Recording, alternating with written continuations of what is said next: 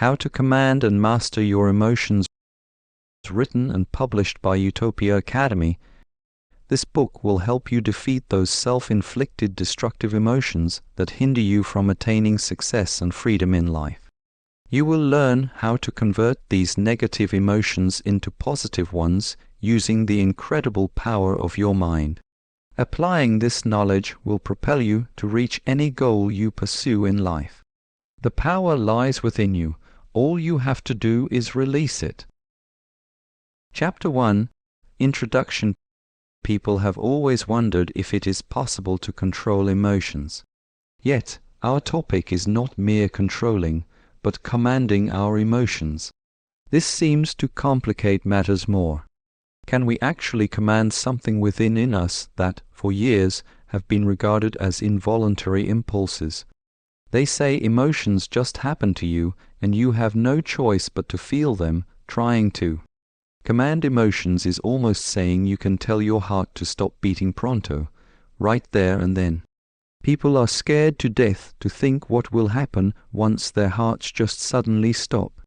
But really, the chances of it suddenly stopping are quite narrow compared to its continuous functioning. The real wonder is not that the heart might abruptly stop, but that it could be subjected to obedience. By obedience, we mean how to make it produce the right emotions to make us feel good. Emotions are lifetime companions. We cannot get rid of them. As long as we're alive, feelings will be there to accompany our actions or even inactions. Traditional knowledge tells us we are slaves of our emotions. Emotions make our day. They decide whether we get up in a good mood in the morning or in good spirits when we get in bed at night. Some people even give their emotions the authority to mold their destiny. There are people who succumb to bad emotions and even get a fatal heart attack because of that. Moreover, there are people who let emotions get the better of them all their lives. You see them become virtual puppets of their moods. They say or act as if they have no other choice but to obey what their moods or emotions dictate them to do. They go to work every day with wrinkled faces and bad behaviors. They crumple other lives they meet along their path too.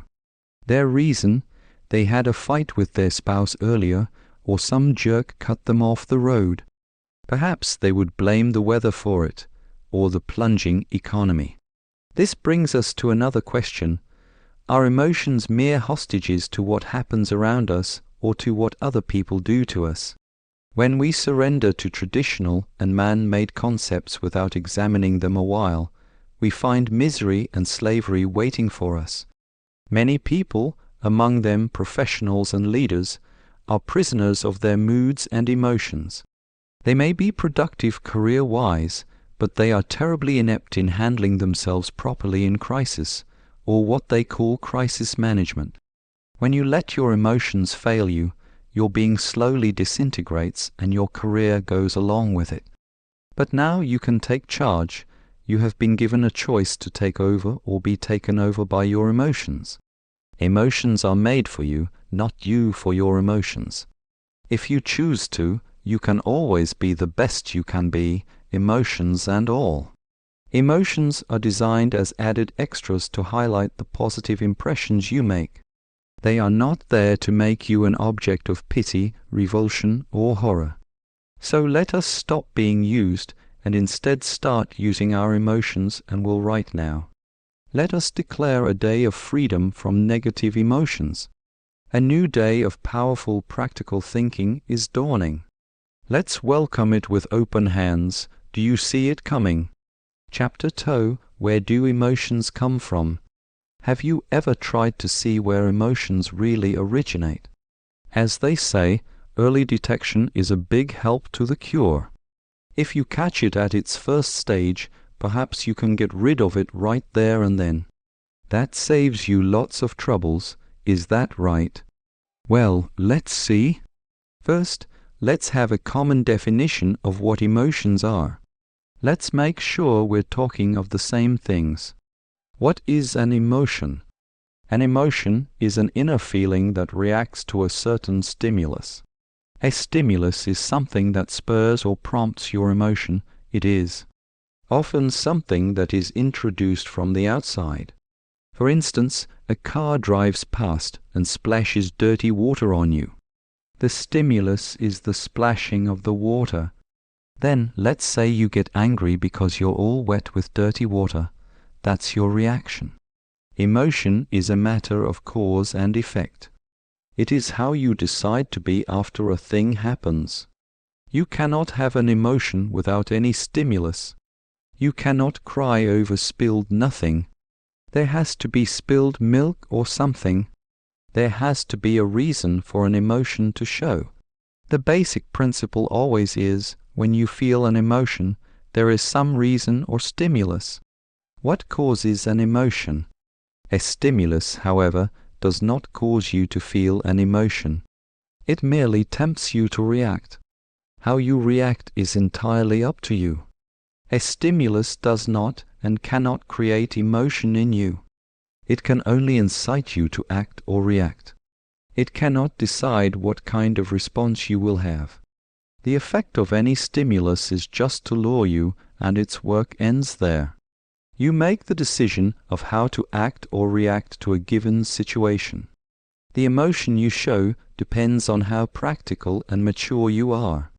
Practicality and maturity are all qualities of the mind. An emotion cannot think for itself. Your mind supplies the thinking. Brain-dead patients kept alive by machines cannot feel anymore. Physicians say they are clinically dead. Those in a coma, on the other hand, often have their mind control over their bodies just slightly weakened for a while. Sometimes it is said that talking to a patient in a coma may help him recover because his mind still functions. When this is the case, his mind probably still faintly receives stimuli from his ears or skin. However, the command of the mind over the will is still too weak to get to full consciousness. When the patient's mind begins to pick up stronger positive stimuli like encouraging words from loved ones, it grows stronger. Soon it is able to command the emotions to respond positively. Then the mind and emotions boost up the will to revive. The patient then recovers. If a coma patient still has his body functions going without the help of machines, he has a big chance for recovery. Otherwise, it means the mind is failing, the brain is slowly dying. The mind controls major body functions, among them the emotions and will. Emotions can never act independently of the mind. Whatever emotions we show originate from the mind. So don't blame your crabby neighbor or cranky customer whenever you're having a bad day. Your negative emotion didn't come from them, they have no power over you, it came from inside of you. This is worth repeating. Remember, do not give any stimulus credit it does not deserve. Stimuli do not put emotions in you. They cannot put anything in you. They merely present themselves to you. An angry neighbor, boss, or parent does not have power to make you angry against your will. Let's say the stimulus is a mad dog. How would you react? If your mind opts for life, you'd probably run for your life instead of getting angry. If your mind opts for dignity, then you'd get angry and perhaps look for some object to threaten the dog with. If you see a high wall stimulus to your eyes, your mind may deem it an immediate protection. It may command your glands to secrete enough adrenaline. Your legs would suddenly have the superpower to run to the wall like a speeding bullet. Then, in all likelihood, you'd jump over it with a single bounce. Then you find your heart beats like crazy. Now, don't tell me a mad dog has power to put all that in you. Some people may choose to fight off mad dogs out of fear or anger. When a father sees his dear child being attacked by a dog, he'd surely fight the dog out of rage. A dog-pound employee, on the other hand, may go after dogs without fear or anger. It is because he loves his job. Naughty kids may decide to have themselves chased by angry neighborhood dogs, not due to fear, but for fun. Trained emotions, the idea that emotions can be trained, says a lot about how important mental command is to regulate emotions. For instance, emotions play a vital role in training dogs. Trained dogs are made to obey mostly by voice commands. The trainer believes in his mind that he can command the dog to obedience. So his mind tells his voice to give a sharp and authoritative command backed with emotions. Fetch, he commands. As he sees the dog repeatedly obeying him, his mind is encouraged. It works, he may tell himself. The more his mind is empowered by the result he sees, the easier the emotions are made to obey. Soon, confidence is reinforced. The will becomes stronger. We see that positive emotions encourage or reinforce the power of the mind. When the mind does not see immediate success, the emotions may work negatively. This may cause the mind to give up. The emotions often take over at this point and tell the mind to quit. This is what happens when emotions command.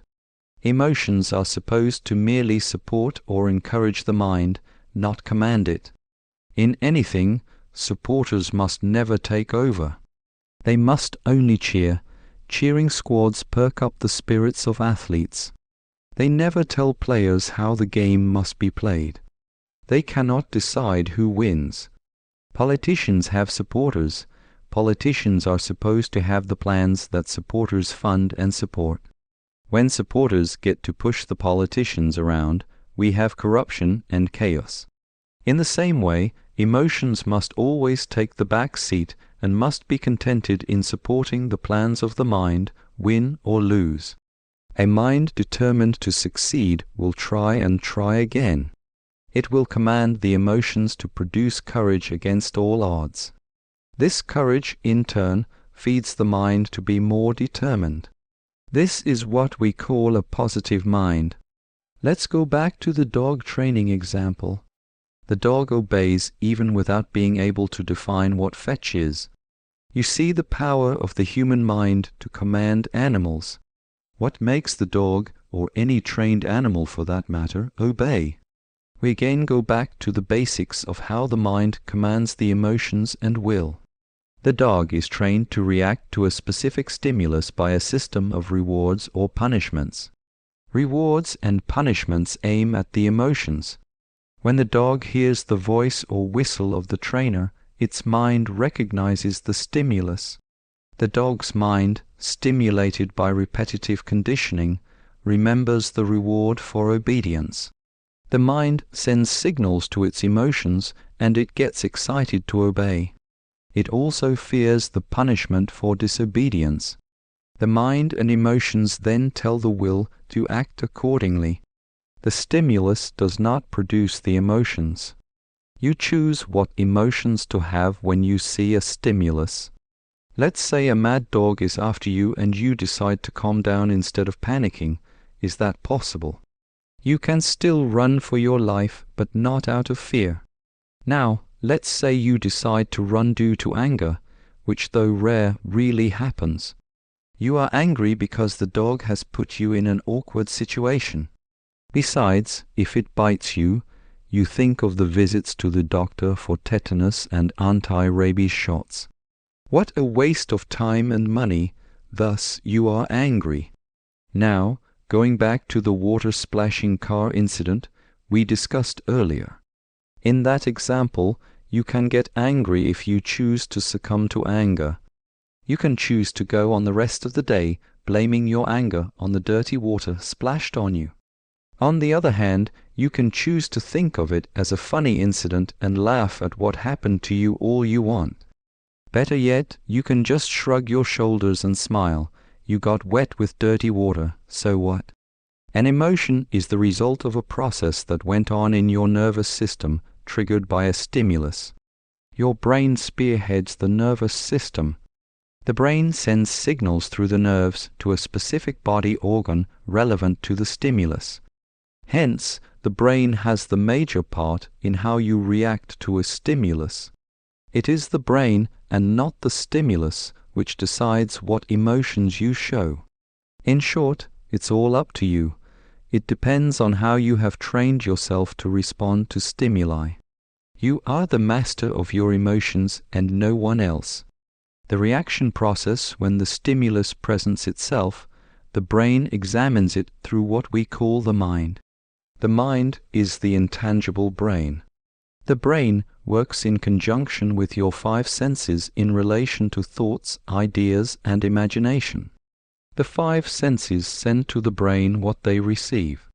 Then the brain analyzes and weighs them. When this happens, the mind has functioned. The brain is the jelly-like substance surgeons see inside the skull. It is the physical form of the mind. In the process of thinking, the brain is the organ while the mind is the function, like in the process of being alive, the heart is the organ while life is the function. The heart is tangible, life is intangible. You cannot see the mind when you open up the skull, you see the brain. The moment you use your brain, as when you think or analyze, that's the time the mind is seen. Then it sends its signals to a specific body organ. The organ reacts in the way the brain tells it to, and thus the reaction manifests. All these occur in a fraction of a second. When the skin on the arm receives an attack, the message is sent to the brain. The brain may, for instance, analyze it to be something itchy. Brain waves will immediately be sent to that skin part, saying itchy. Then your hand, again commanded by the brain, starts to scratch that part of your arm. Internally, this is how the brain works. Externally, you think of scratching your arm, your mind works. This is your physical reaction. Emotion-wise, when you hear someone shout at you, the brain receives it from your ear. It may be analyzed as an offense or a mere emphasis, depending on how your brain examines the tone, pitch, and context of the sound. If the analysis proves it be an offense, the brain sends a hurt or danger message to your heart and probably also to your endocrine glands. These glands, probably with the pancreas, would stimulate a process in the adrenaline glands that produce the needed adrenaline to keep you alert and ready for action. All the above internal processes now manifest externally on you as when you shout back or when your eyes widen in shock. You may also back away in fear or readiness or merely grimace. The mind now starts to be seen. This is also what people see as your emotional reaction. The brain depends on senses in analysis, but not in conclusion. When one sense organ malfunctions, your brain fails to analyze a stimulus correctly. An example of this would be a time when you have a cold and your nose barely catches any scent. Your brain may fail to differentiate what is fragrant from what is not. Yet you know that perfumes smell good. Your nose may tell you differently, but you may conclude anyway, it smells differently now that I have a cold, but I know that this perfume smells good. Likewise, when you are sick, your brain may fail to recognize the intent of an action like you fail to see the motive behind, and you may get angry instead of getting pleased. Thus, people may say you are narrow-minded because of such emotional reaction. Yet you can also conclude that I know this guy is good to me. He is doing something I cannot understand now that I am sick. But knowing him to be a good person, I'll just take it that he is intending to do me good. I'll probably understand everything he is doing for me later when I feel better. Brain, senses, and the emotions. Let's say a man points a gun to your head. The brain sends distress signals to your nerves that reach your heart and other organs. The message blurted is, this is a bad situation. This can cost you your life. Your endocrine systems, which are closely related to the nervous system, and pancreas start to work. They pump adrenalines out of your adrenal glands. These adrenalines stimulate your heart to pump faster.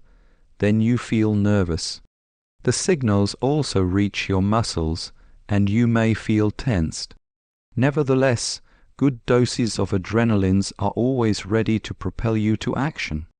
At times, they enable you to do a super act that is not possible in ordinary times. It depends on your brain whether to use this ready power to suit the situation. The above is the common reaction people have when faced with danger. But a radical change may be introduced at this point. The body organ, made subject to the brain, can be induced to react in a different way.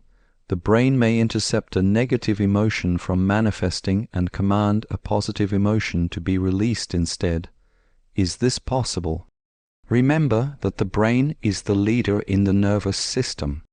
It can decide everything with a little imagination and training. Thus, instead of eliciting fear and panic, the brain can tell the body organs to keep calm and assess the situation first. Many expert negotiators in hostage situations show a calm attitude in dealing with culprits. The manifestation of calmness is made even on short notice. They command their bodies to relax and treat the situation as an ordinary one. This shows brain effectiveness focusing on quick and accurate analysis of the hostage takers, the hostages, and the total situation. They can even command their voices not to tremble to show their confidence. Let's say somebody proposes that he or she loves you. It's not your emotion that first gets the message, it's your brain. Your brain examines everything in an instant, his or her looks, his or her other qualities, what his or her standing has been in relation to you, and perhaps many other considerations. All these occur in the wink of an eye. The brain is built with a natural superprocessor that can analyze things in a fraction of a second, more so when it is trained to even hasten its data processing. It sends the processed data to the heart, and you feel an emotion. If you choose to, you may command a positive emotion to show. The mind may decide to tell the emotion to reciprocate or return the favor. It may also bypass the emotion and may decide to give the situation, the love proposal, more time to think about. The mind may decide on a reciprocal love or a simple rejection. On the other hand, it may decide to just settle on a mere shrug and an "I see you" as a friend casual reply. The stimulus does not go directly to the emotion. It is picked up by the senses eyes, ears, nose, skin, mouth, which act as a kind of antenna or radar. Then it goes to the brain for processing. The brain decides everything from analysis to conclusion. It can decide to rule the emotions or abdicate power to the same. When it abandons power and gives in to the emotions, then you see a person easily swayed by feelings. The brain's accuracy: if you are slapped on your right cheek, the brain identifies the attack as a slap on the right cheek. It then sends something like an ouch signal to your nervous system and tells it the attack is painful. So you feel pain on your right cheek. The brain performs an analysis on the implications of being slapped on the face and then sends a final signal to your emotions. This is the time you manifest the emotion, for example, anger. The brain will never send the signal to your right foot or anywhere else. It will also say the slap is an offensive move, not a favor. It has the capacity to pinpoint the involved part of the body and send relevant messages accordingly. However, when the part of the brain that controls the right side of the body stops to function, or what they call a stroke, the patient seldom feels anything. He also loses control over the affected part of his body. The affected part of his brain lessens or weakens in its ability to identify stimuli and to influence parts of the body. It stops sending effective signals to the part of the body it controls. Chapter 3: Why command emotions? Do we really need to control or command our emotions? Yes, we command our emotions so we can become better and more mature persons. They say emotions should be released. Restraining them may eventually be bad for our health. This is where we see the difference between control and command. The first is restraint or suppressed, while the other is released in a constructive manner. At best, a controlled emotion is partially released, redirected, or delayed. Thus, we see that commanding an emotion is often better than controlling it. When an emotion, especially a negative one, is merely partially released, redirected, or delayed, it just takes on other for a mess its essence remains. However, commanding emotions often bring out the best in us.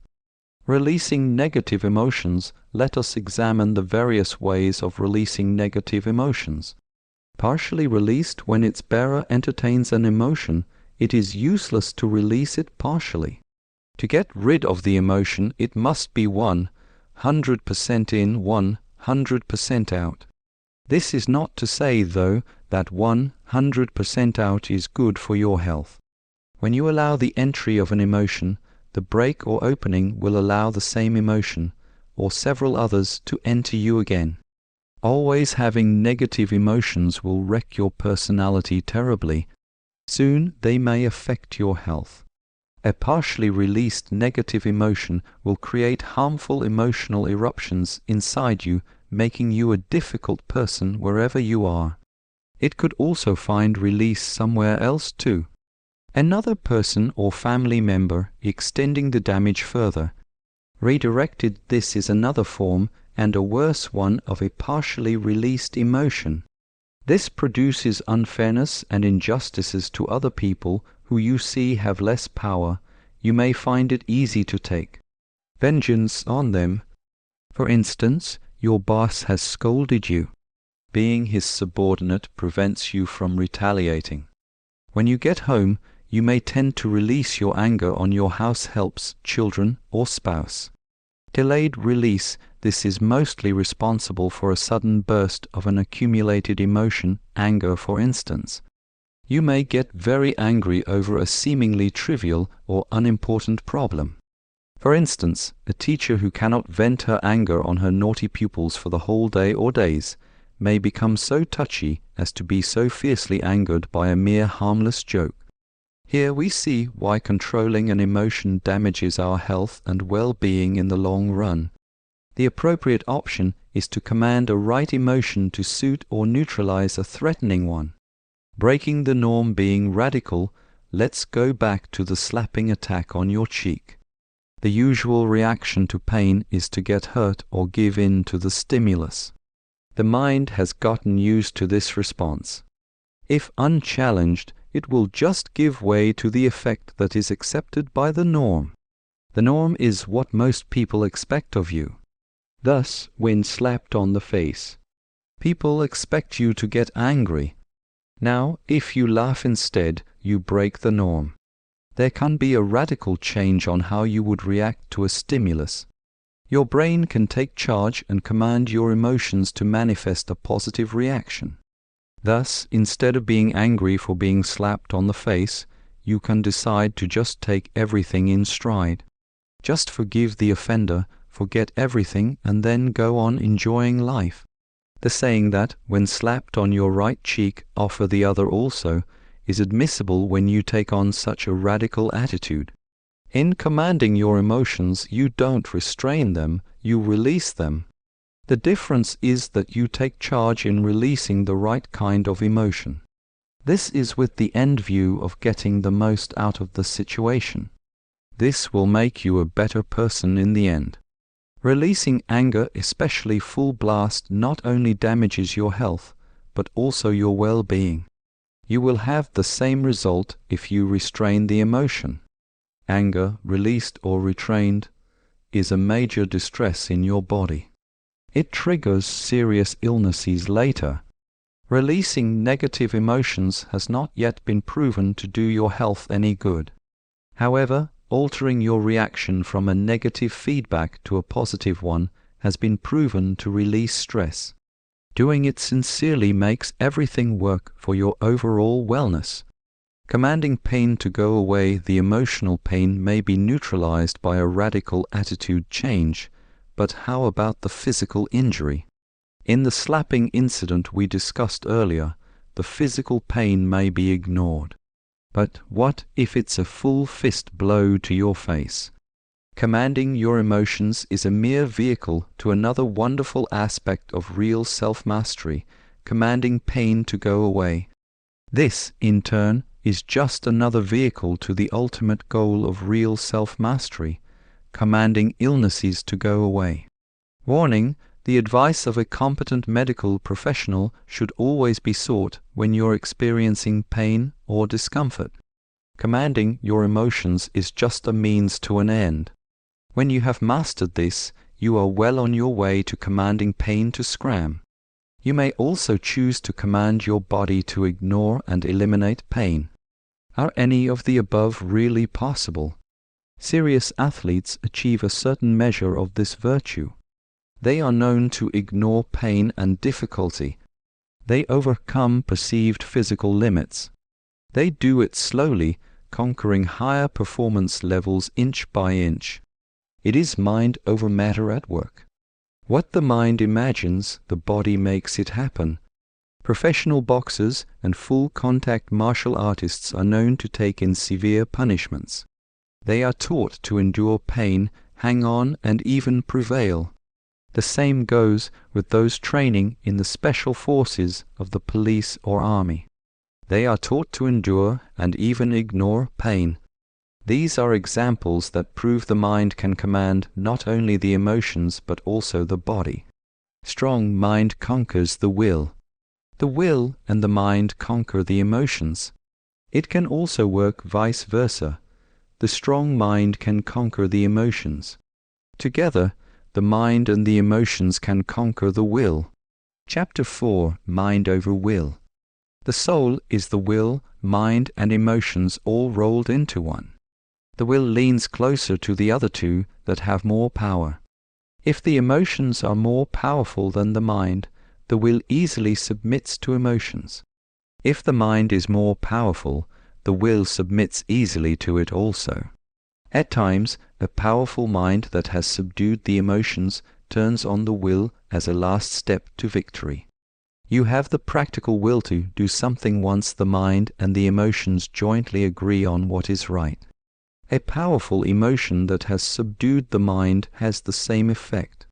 Together, you will find that you have the intense emotional will to pursue something to satisfy a feeling. The will is the determination to achieve an end. It can be propelled or empowered by an emotion or a concept. A soldier has the will to defeat the enemy by loving his country or knowing the benefits of freedom. Though seldom, it can be both. A soldier of a dictatorship, though he does not know real freedom, will fight to defend the dictatorship because he loves his country. Some foreign soldiers defend other countries. They may not love the country they're fighting for, but they want to maintain democracy and political stability in it. Sometimes they may even be forced to rescue a dictator they hate. The will is in the center of a tug-of-war between the emotion and the mind. More simply put, a child often faces the choice of eating a candy because he loves sweets, or not eat it because his doctor said it's not good for his tonsils.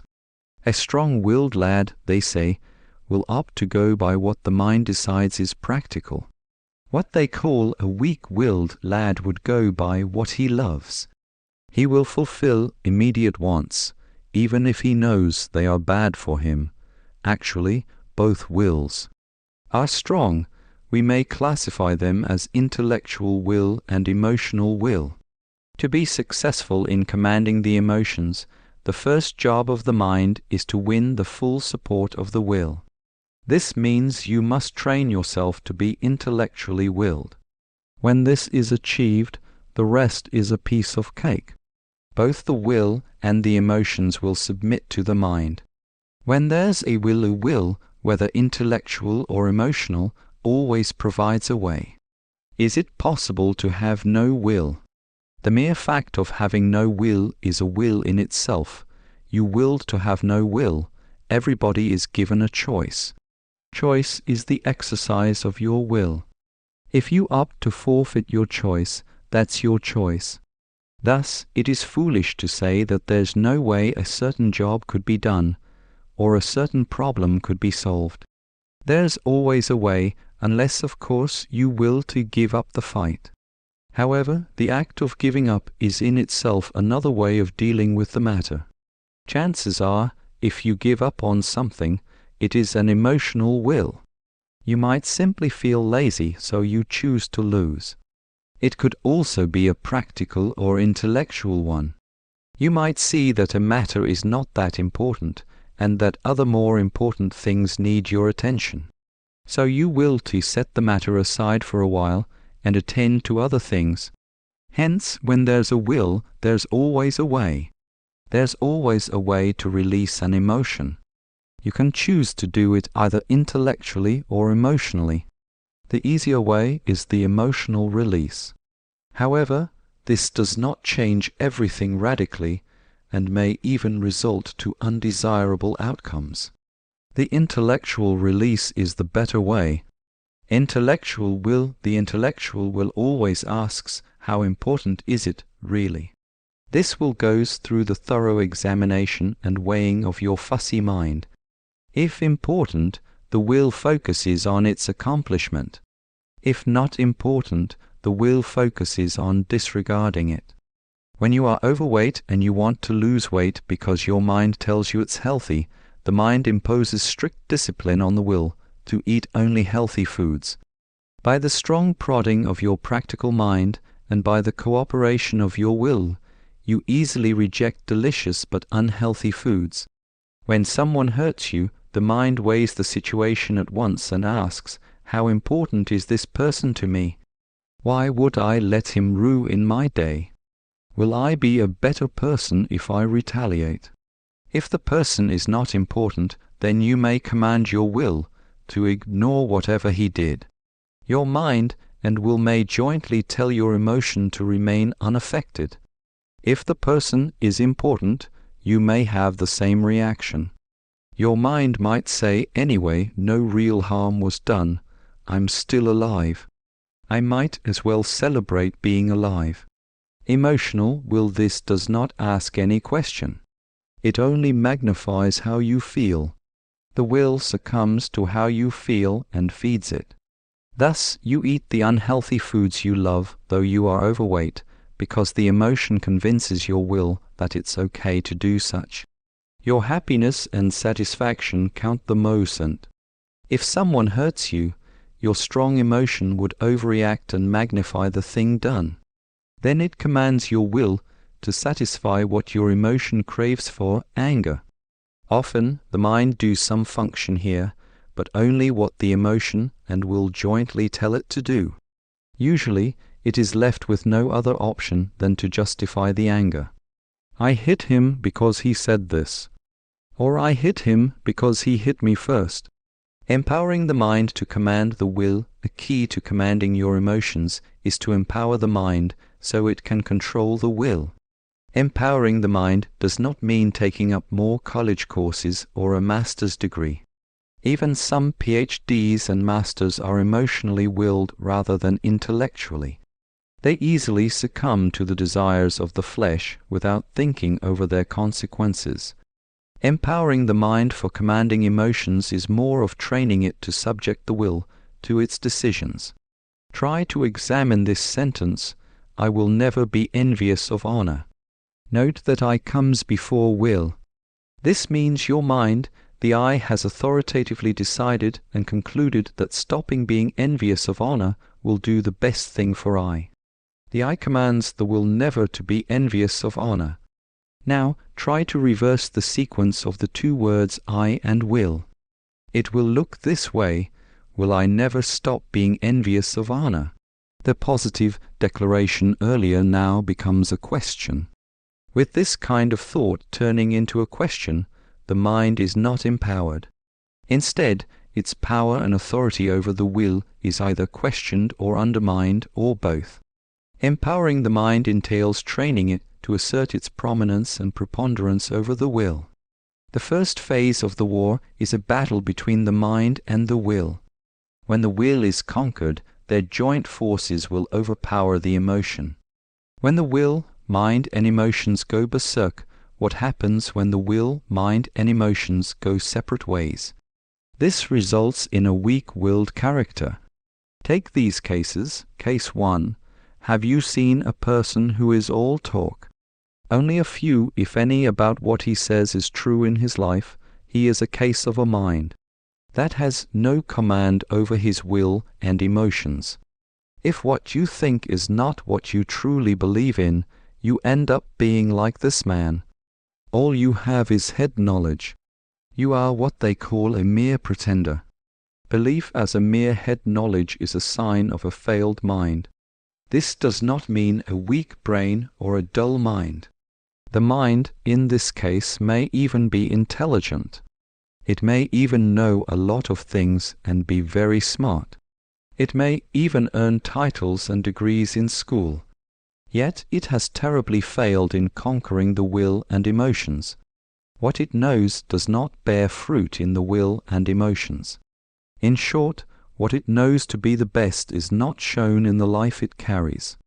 This mind may know a lot of principles, but is far from being truly principled. It knows the disciplines, but it has no disciplined life. Case 2. On the other hand, if you are all emotions but no action, you are what they call as a procrastinator. You depend entirely on your emotions. If it feels good to you, it must be correct. You never mind if it is not good or correct.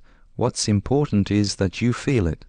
Hence, most procrastinators put off for tomorrow what can be done now. They already feel good just desiring what must be done or what is correct. They feel there's little need of actualizing it in their lives. There is no sense of urgency. Feeling good about what is correct, but showing no action or change due to it is a sign of a weak mind and will. Emotions can take charge of the body for a while, but without the cooperation of the mind and the will, nothing done would last long. Procrastinators may also start what needs to be done immediately, but whether they will continue doing it the next day is quite another story. Case 3. The worst kinds are those who feel good about something, start doing it, and then maintain a semblance of doing it for a long time without really believing in it. We will call them robots. As we know, robots don't have a mind of their own and they have no will of their own. They just follow orders. But robots don't feel anything either, you might say. Our robots here do not have feelings of their own, but only what is fed to them, public opinion. They go by what is fashionable, by what is the latest fad or trend. When they see what clicks other people, they join the bandwagon. It doesn't matter if they are not really interested about a trend, or whether they really believe it is correct.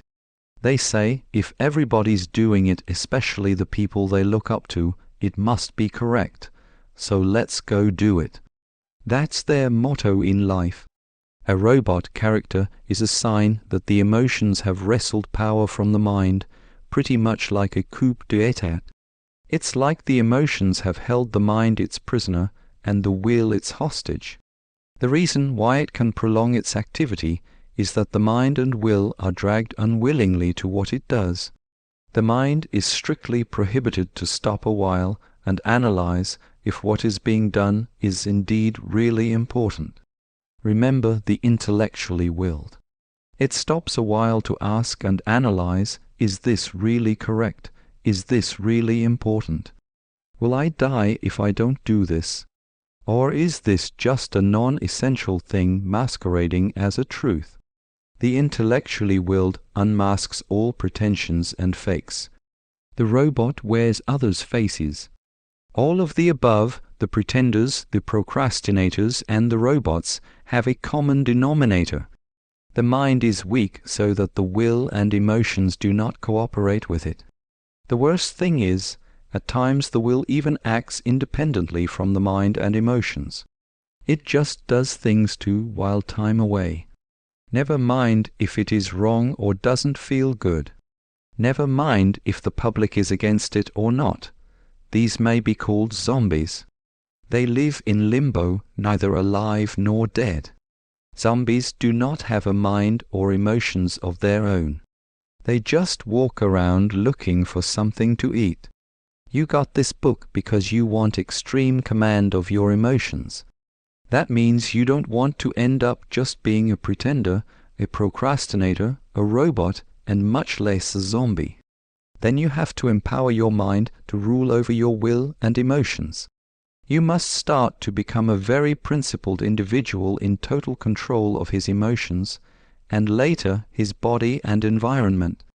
All the above depends on how powerful the mind is. How powerful the mind is, in turn, depends on how well you train it.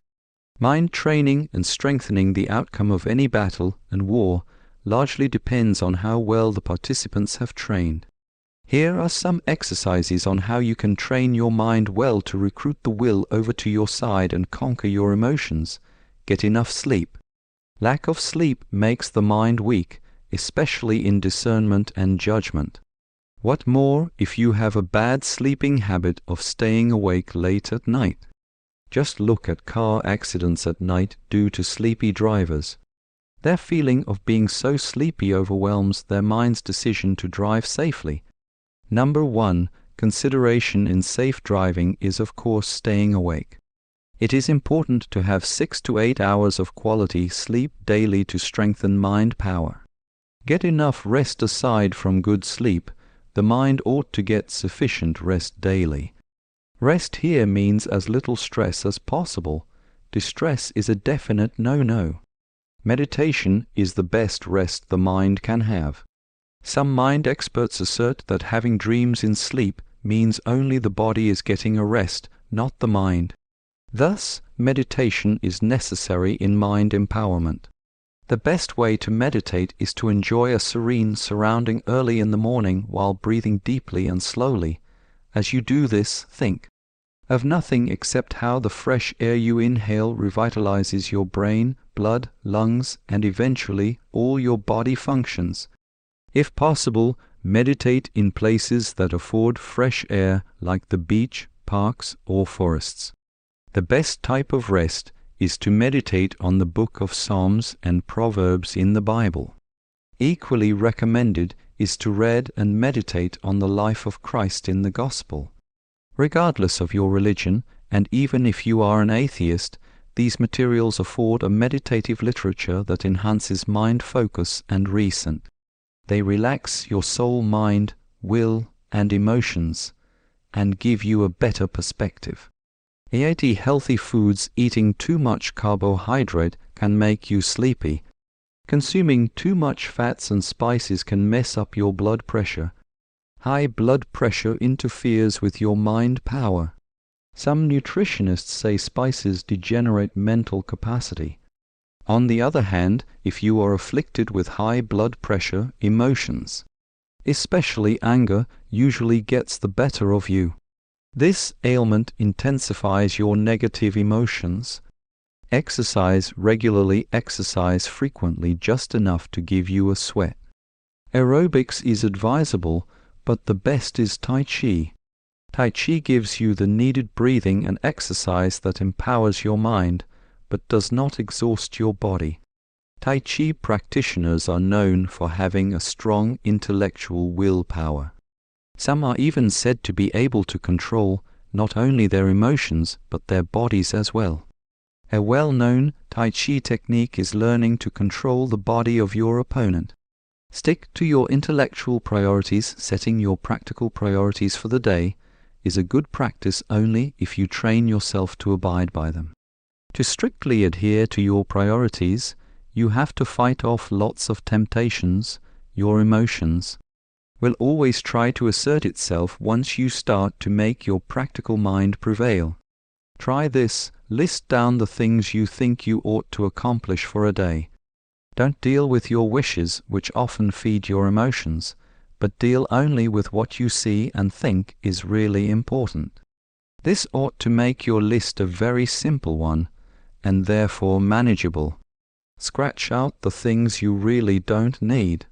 Below is a sample of a list to do on a Saturday. 1. Wash clothes, check 2. Throw out the garbage, check 3.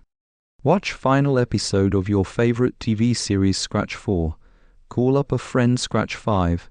Clean up the attic check 6. Talk session with your wife and kids check 7. Finish a good book you've been reading check 8. Attend the class reunion where the delicious dinner is free scratch from the list above. You will note that the choices are pretty much a challenge. It's hard not to watch the final episode of your favorite TV series, for example. Moreover, it is tough to ignore the free delicious dinner where you get to meet old pals. Saturdays are supposed to be rest and fun days. So why sacrifice and prefer household chores and scratch out all the fun? The practical mind will agree that the checked items above are important and the scratched ones are not. It's a sacrifice to disregard the scratched items, but they're not really that important. The important thing is to throw out the garbage for hygiene, for instance, and to bond with your spouse and kids. However, the emotional part of you will protest and it will say, preferring to read your kids a bedtime story over a swell dinner with long-time no-see friends is easier said than done, they would add. You can always have a sitter watch your kids, and other justifications to give way to your capricious cravings. You have to train yourself to stick to your priority, lice and fight off temptations. You can be lenient from time to time, or on other days, attend dinners and watch your favorite soap operas now and then, but try to accomplish the rigid Saturday priority list more often. Make sure you implement the license. This will train you to gradually assert your mind over your will. You can begin with small, simple steps. Try to have 2 Saturdays off each month from your rigid priorities. Then next month, have 1 Saturday off. On the 3rd month, start implementing the rigid priorities all Saturdays of the month, no more offs. Another exercise is to cut on the food you eat each meal. For the first 1 or 2 weeks, cut on your carbohydrate intake. On the 3rd week, cut carbohydrates totally from your supper each night. Then do it each lunch and supper on the 4th week. On the 5th week, while maintaining 0 carbohydrates each lunch, eat only fresh vegetables or fresh fruits for supper. You will find that this exercise slowly reduces your craving for food to rule your will. It empowers the authority of your mind to command the will, and later the emotions to compliance. Devise your own strategies on how to train your mind further to take full control of your will and emotions. In each strategy, make a practical list of priorities or principles that appeal to your mind, not to your emotions. Remember the intellectually willed question, is this really important? Is it a real need or just a desire or whim? Then, implement gradually, becoming more stringent as you go further. You can use the same exercise when shopping. Often, when you have the money or credit card at hand, it's almost too impossible to be practical in shopping. Stimuli will bombard you left and right, all reinforced to the maximum with very tempting advertisements. Once your senses catch the reading stimuli, your mind analysis and emotional reaction can go crazy. The emotions often get the upper hand, and the will and mind just give way. Here is an ideal time to start training your mind to command your emotions. Decide on your intellectual priorities, assert them, and stick to them come what may. Command your will to fall on its knees, and tell your emotions to shut up. An advisable strategy when shopping is to make a list of the things you need to buy. Make sure there is nothing that merely appeals to emotion. Then set out to the mall or grocery with a strong determination to stick to your license.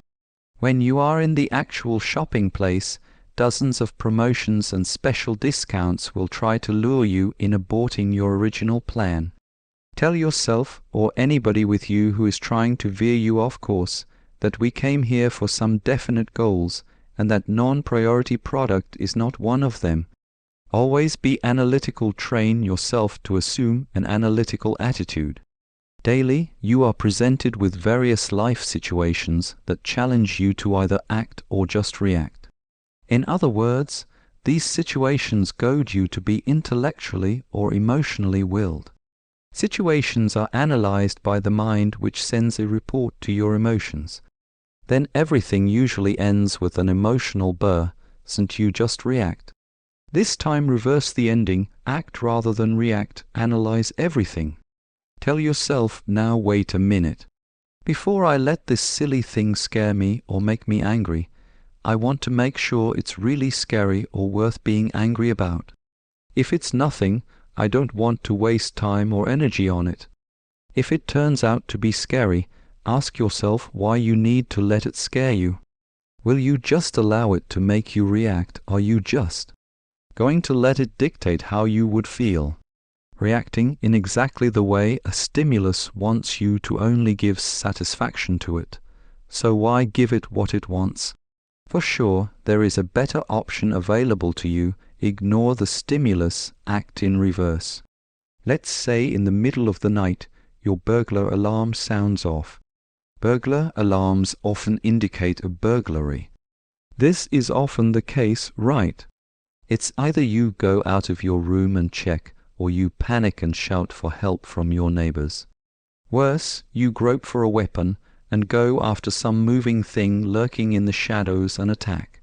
These are all emotionally triggered from start to finish. If you choose to be analytical, the moment the alarm sounds, you become alert, keep calm, stay in your locked room, and do nothing abrupt. You may try to analyze the situation like this. First of all, 1. Burglar alarms setting off often scare burglars away. 2. Going after burglars to try to be a hero often creates worse MS. 3. Unbelievably, letting the burglars escape is the best option for everyone, you, your family, and the burglars. Just call the police, stay in your locked room, and command your emotions to calm down. Burglars are also humans.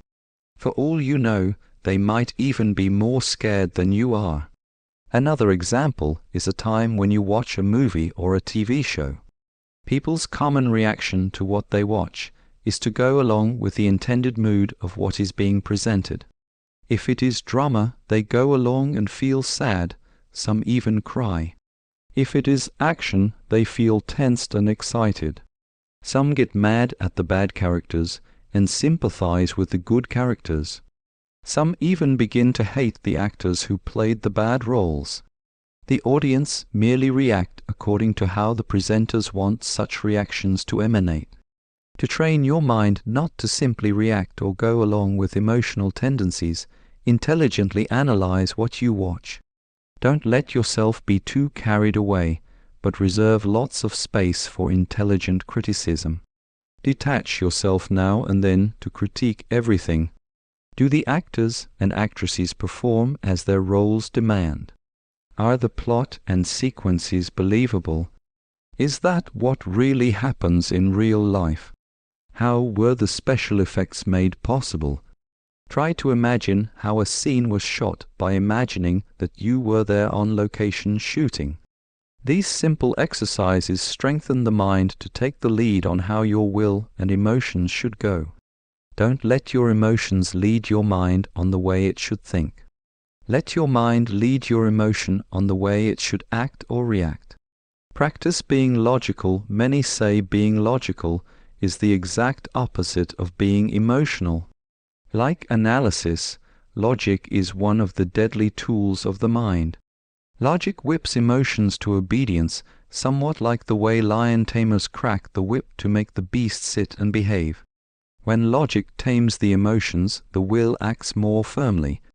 Logic enforces what the mind wants to accomplish. It gives legitimacy to the mind as a ruler. It's like a president of a nation winning an election by a landslide. Finishing your schooling before marriage is a good goal. The practical mind will go for it. But just because your mind has as good a goal as finishing your schooling doesn't necessarily mean the emotions will also jump with excitement. especially when your heart is aching to marry the woman you love.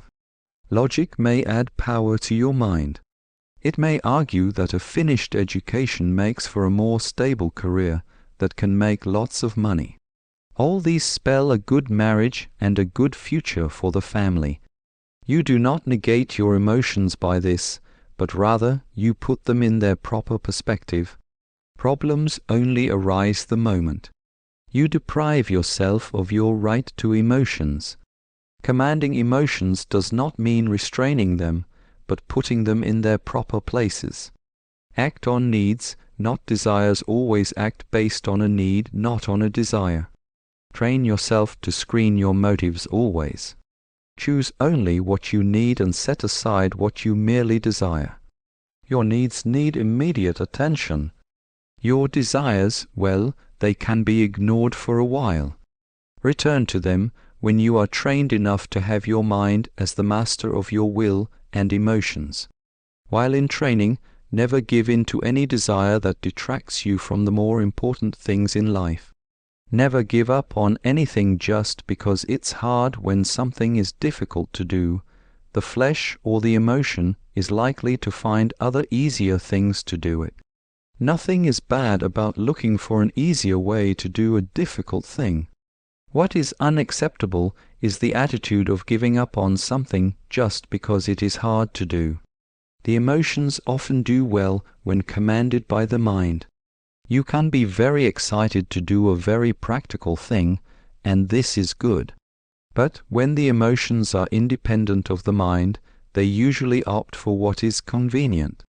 Convenience is not always the best for us. Many good things entail long and hard work to accomplish. Most non-essentials are very easy and very tempting to do. They often offer a better alternative. They appeal to the emotions. Rather than read a book that boosts the intellect or the soul, the emotions often find gossiping, watching TV, reading books on romance, slandering, or reading about famous people easier to do. The next time you find something hard to do it. Find a simpler way to do it or do it the hard way. It doesn't matter, just do it. Starve your emotions a little. Emotions are needed, but we need to tame them to submit to our minds. To make your emotions submit, you must have them a bit weaker than your mind. Thus, feed your mind with practicality feasts, and sometimes starve your emotions. If you're given a choice between seeing a movie or cleaning the whole house, go for the latter. If you love roasted turkey or beefsteak, and you're given a choice between these or bland vegetables, then settle for the latter. Do this often. Cut down on the number of times you give way to what you love doing, and stress more on what you think ought to be done. Learn to love what needs to be done. Doing what you don't like is the worst scenario to have in life. Besides, it is bad for your health. Even if you do what you think is practical, if you don't love it, you fail none the less. It only means that your mind has only conquered the will, but not the emotions. The emotions remain unconquered and rebellious, just waiting for the right time to reassert itself back to the throne. The result will be a life full of sacrifices, forcing yourself on something you don't like to do. This is typical of the convinced overweight who decided on a rigid diet of everything he hated to eat. It went on for a while, soon he gave up. His love for unhealthy foods is just too much to overcome. The proper way is to train the mind not just to defeat the emotions, but also to make them submit so that it commands the emotions. Without this, the mind's victory will just be temporary.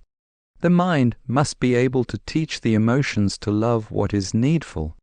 After sessions of the exercises listed in this book, plus several more from your self-devised strategies, you gradually subdue your emotions, mold them, feed them with what is practical and correct, until your emotions begin to really love to do what your mind commands them to. Soon, you would be surprised to see that your emotions have been so accustomed to the assertions of your mind that they would even begin to hate to do things that merely cater to vain desires. Psychoanalyze yourself. Your senses pick up stimuli 24 hours a day. The brain receives and analyzes them. Then they are sent to various internal organs, body systems, or parts. Each time a stimulus comes along, always imagine the process. Then don't let the process end with the emotions giving a reaction. Help your brain assert itself. When the message is sent to a body part, follow up with another message from the brain. This time, make it a message of command, the command to positive action, not just reaction. Let's say someone insults you in public and says you're an idiot. In a quick moment, the brain has sent the message across that says humiliation. The body feels it and gets terribly hurt. But before it can decide on a reaction, don't let your mind passively. Watch your emotion control your body. Tell yourself, oh, come on, this is nothing. It's nothing like a lethal gunshot wound or something that spurts your blood all over the place. You won't die of this. And you can't let your silly ego or emotional will triumph over your mind. Moreover, show yourself as someone who is more civilized than the jerk who said you're an idiot. Let him humiliate himself to everybody, looking that he is the idiot, not you. Instead of the usual bursting of emotions and the cursing from your mouth, command yourself not to react. Is it true that you're an idiot? Of course not. Then why get angry if it's not true even? If it's true, tell yourself that truths only set you free. Mentally give thanks for being set free. Intercept your emotions with a mental command, and let it conclude everything in a positive act. When you keep this going, you empower your mind to control your will and tame your emotions. But what about the humiliation? Your hurt emotion will incessant. If it's not true that you're an idiot, why feel humiliated? Even if it's true, why feel humiliated? So what if people overheard? The whole truth is that it's more humiliating to humiliate somebody in public. Just keep quiet and let negative public opinion bury the offender slowly in the grave of public disgustant. Public opinion always sides with the offended party. The good news is, when you can always easily pull out of a scenario like the one above, rationalizing offenses against you and responding positively, you have mastered your emotions and are ready to go to the next higher level, having extreme command of your whole body, not just emotions. Do you know you can command your body not to get sick? We shall discuss a bit about this and other possibilities later. The full potential of the mind, a last word on mind empowerment, must deal about the yet unexplored potentials of the mind that are waiting to be discovered. The head was not put on top of the body for nothing. The eyes, ears, nose, and tongue were not placed on the head for nothing. The mind serves something like a monitor, radar, processor, and controller for the whole body. Have you noticed how other parts of the body, like the hands, legs, and feet, cannot move in full swing without first getting a clearance from the mind? The mind cannot give clearance unless the int give it facts and data. The command module, as it were, comes from the head. From the above observations, we can venture to imagine that the mind was originally designed to dominate and control all other body functions.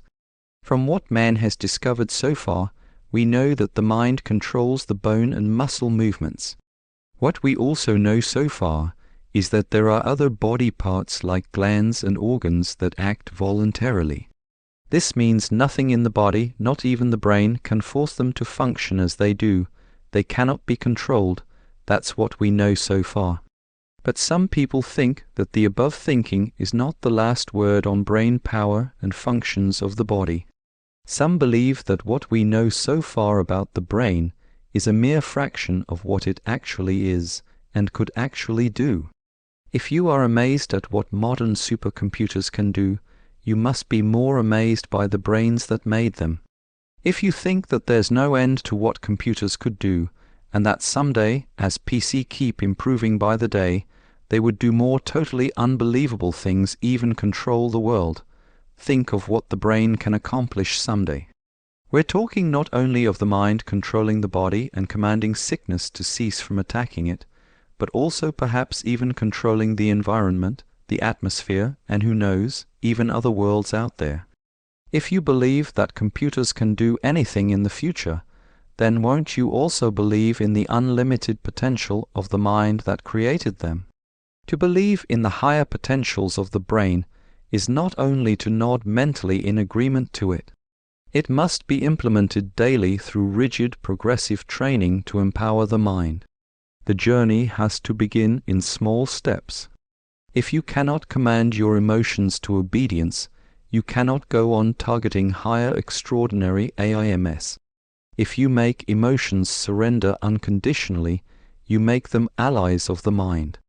Nevertheless, do not underestimate the strength of the emotions. At times they can be so tremendous they can make everything and everybody bow down. Emotions are often so canny that they have the power to deceive without being noticed. They can even take on the guise of being truth and urgent. Hence the mind must be extra sharp.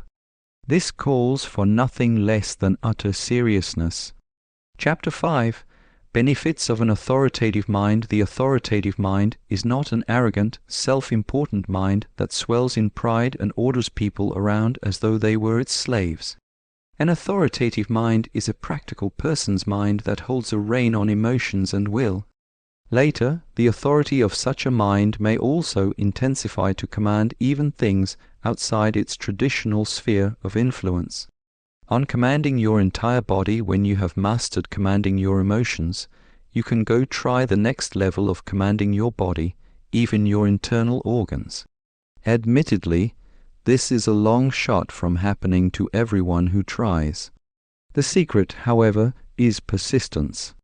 Don't let the faith in your mind power buckle down. If at first, or even after hundreds of tries, you don't succeed, keep trying. As it is, the mind already commands several of your body functions. Walking, running, talking, eating, and other activities are done through the command of your mind. You can even make your breathing stop for a few seconds because your mind can command your nose to stop taking in air. It is a simple matter of extending the jurisdiction of the authority of your mind to other parts of your body and organs. Do this slowly. You can conquer small territories one after the other. Of course, we are trying to do this for a benefit. Don't try to control your heart so that it stops beating. Don't try to tell your lungs to cease functioning. This is pure nonsense, and this book counsels strongly against these. The exercise of mind power over your entire body is geared towards overall betterment. Let us cite several examples. 1. Commanding pain and sickness to go away. 2. Commanding skin wrinkles to cease from emerging. 3. Commanding your face to look youthful for a long time. Now, don't create the impression that you can command your body to achieve immortality. Life has to end someday. Without this ending, life would lose its artistry, mystery, meaning, and drama. Total command of the emotions and the whole body is aimed at getting a better, if not a second chance at, life. It's a pity to have a short life. It is also a tragedy to live a long life full of woes and pains. We often relegate or leave the outcome of our lives to fate. We think that we have no power over what happens to us and our bodies. We think that the destiny just likes to play with us. Some people, on the other hand, think that what happens to their lives depends on some external factors. They think the sun, moon, and stars control their lives. Some think that certain objects have the power to drive their lives. These things are mere stimuli. They only have power over us if we let them. If we refuse, they cannot do anything to us. If we give them power over us, it doesn't mean they really have power. The power they have comes from us. So it is we who really have the power. Everything that happens to us originates and ends in us. A popular Hebraic belief in the Bible says that everything that happens to us, good or bad, is of our own doing. It is a cause and effect process that God Himself has ordained and sustained. It is like the government that creates the laws. If you break a law, you suffer. Law does not make you suffer. It is what you do against it that causes suffering. The law of gravity will never hurt anyone. Now, if you try to jump from the 10th floor, you hurt yourself. If a plane crashes because of a mechanical failure, gas leak, or human negligence, you don't sue the earth, you sue the airline company. A father gave his son a bird. The son was afraid to receive it. The father asked why. "It might fly away," came the reply of the lad. "No, it will not," assured the father. So the boy held the bird. Days later the bird was gone. The father asked why. "It flew away," said the boy. "No," the father stressed, "you let it fly away." The outcome of life really depends on you. To be more specific, it depends on what is in you. If you let something have dominion over you, they will. But if you choose to have dominion over things, you will. You're designed to have that authority. Let's go back to the mental control of your body. If you can command your legs and feet to run, can you not try a little further and tell it to run faster? Of course you can. Now let's go a bit further. Why not tell your legs and feet to take longer strides as they run faster? Of course you can. Your limbs will readily obey. Now make a quantum leap. Practice telling your legs to increase in length, muscle size, or grow more hair. Couple this with correct exercise and diet. Keep practicing. Practice makes perfect. But be sure to believe in what you are doing. If you just try a little to see what happens, chances are nothing will. Then you'll soon give up and feel stupid about it. The best part is when you are able to command your heart or lungs to function better if you have a heart or lung ailment. You can even command your blood pressure to normalize. We have to realize that these mental commands need the full support of the emotions and the will. If the mind alone does it but you feel funny about it, it will never work. If you have the mind and feel good about it too, but you do not have the will to eat right and exercise right, nothing will happen. It's not enough to feel good about a mental command. It's just a puppy emotion, as in puppy love. Your mind must fully believe it, and your emotions must fully back it up. No shadow of a doubt whatsoever. It needs patient training and faith. You must combine the powers of the mind, will, and emotions in order to achieve great feats. Practice smaller tasks before you try to command your whole body. A good way to start is to command your aches to go away. When your head or back aches, practice commanding them before you take any medicine. After several serious tries and the pain still stays, then you may try your prescribed medicine. Next time, do it again. If you feel dizzy, command it to go away. Don't give up easily. Take another alternative, like prescribed medicines, after you have given the mental power several chances. Research indicates that some medicines are mere placebo drugs or salt pills. They cure nothing. They are just given to patients to make them think that they are being cured by medicine. Some patients actually feel better after taking these useless though harmless pills. Note, harnessing your mental powers is not a substitute for medical treatment. Have regular checkups from your physicians. Do not use mental powers as a license to an abusive lifestyle that endangers your health. On commanding things around you, this concept of commanding things around you should not come as a surprise. We have been commanding our pet dogs, cats, birds, horses, and even dolphins to obedience. Many believe they could actually talk to plants and tell them to grow better. There are electronic systems that can tell lighting systems to function by just talking to them. There are computers today that function by obeying voice commands. If you realize these things and contemplate on them, you will see that indeed the human mind probably has other potentials still waiting to be discovered. Records indicate the story of a powerful man who lived in Israel at the time of King Herod and Pontius Pilate. This man, a mere carpenter who hardly had any formal schooling, controlled his environment to extremes. He commanded a fig tree to die on the spot. He commanded every sickness to go away. He even commanded the sea and the wind to calm down. He commanded an earthquake to be still. Several times he commanded the dead to live again. He once said that according to what a man thinks and believes, it will happen to him. If we are going to believe this Israelite, everything that happens in us, to us, and around us can be commanded to obedience by our minds. Hence, it is not true that stimuli can have any effect or control over us and our lives. On the other hand, we can affect them if we want to, and if we aim to. By what we have so far achieved in science, getting things electronically triggered by voice commands, are we not on the path to commanding everything, even nature, by the power of our minds?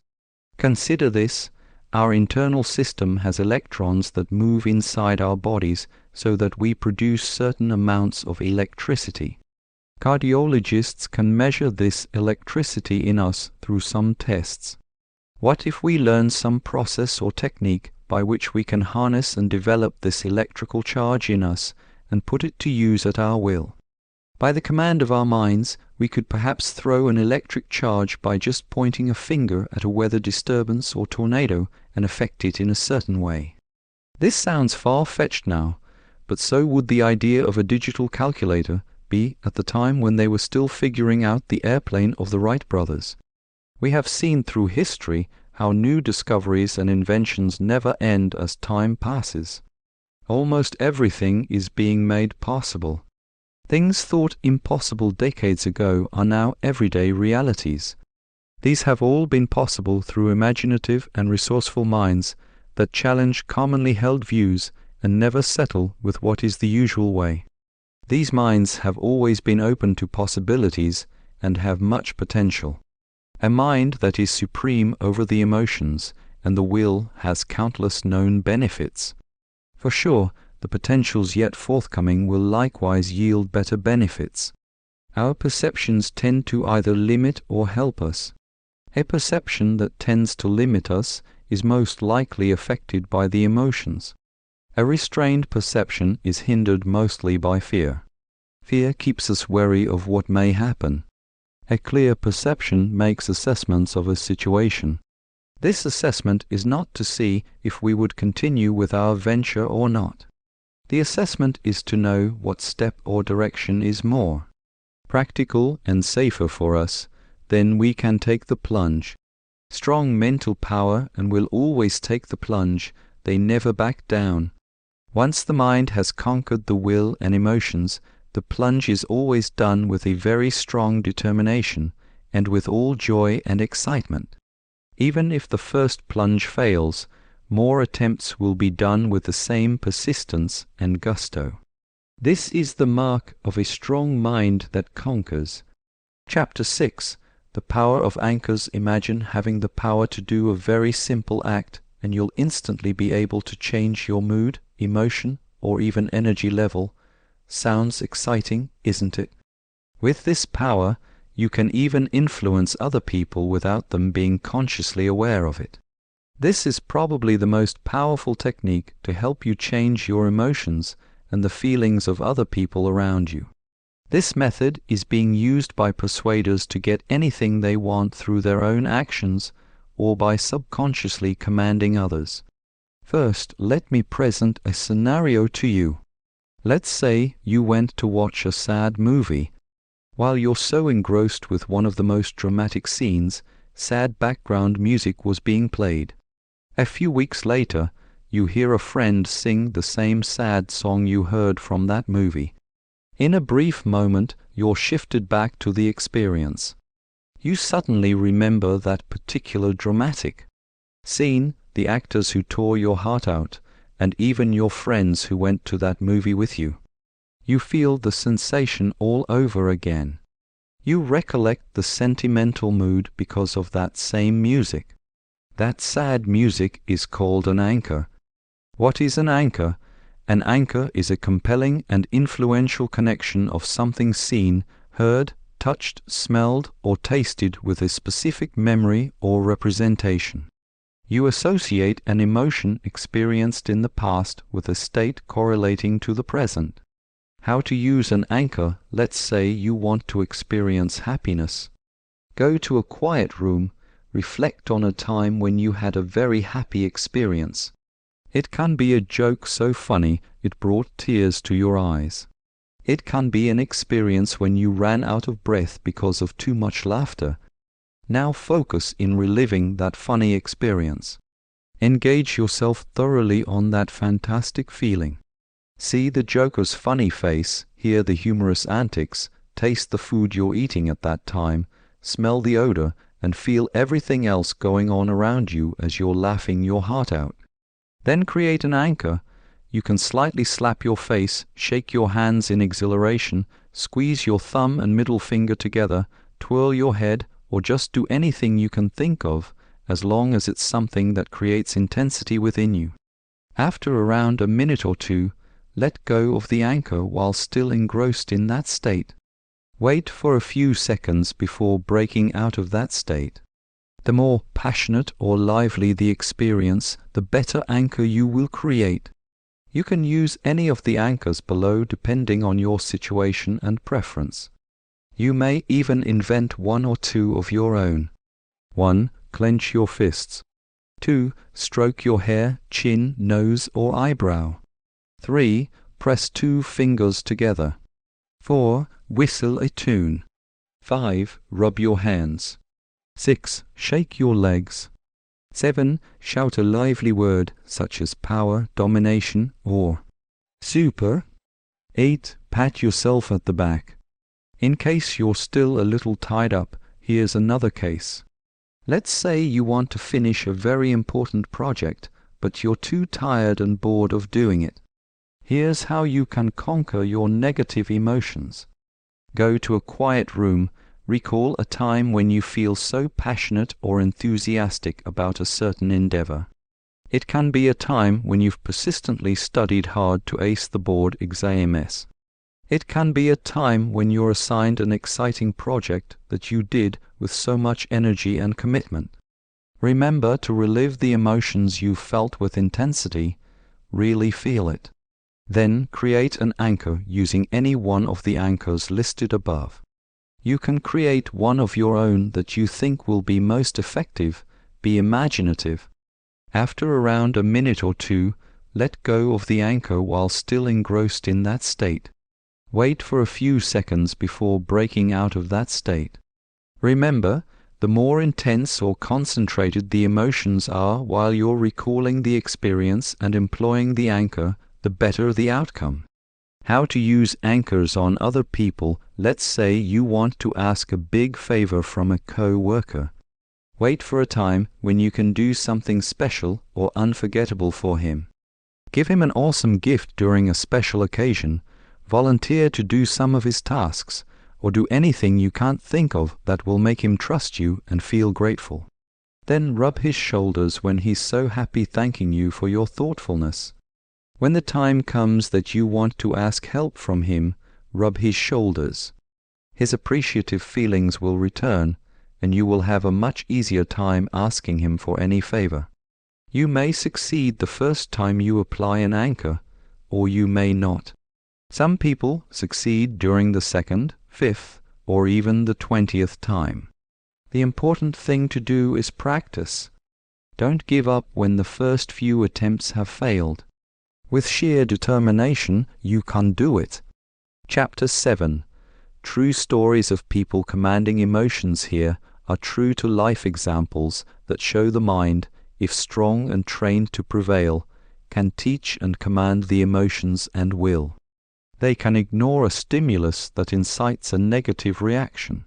Instead, a positive action can be produced to take over an otherwise chaotic situation.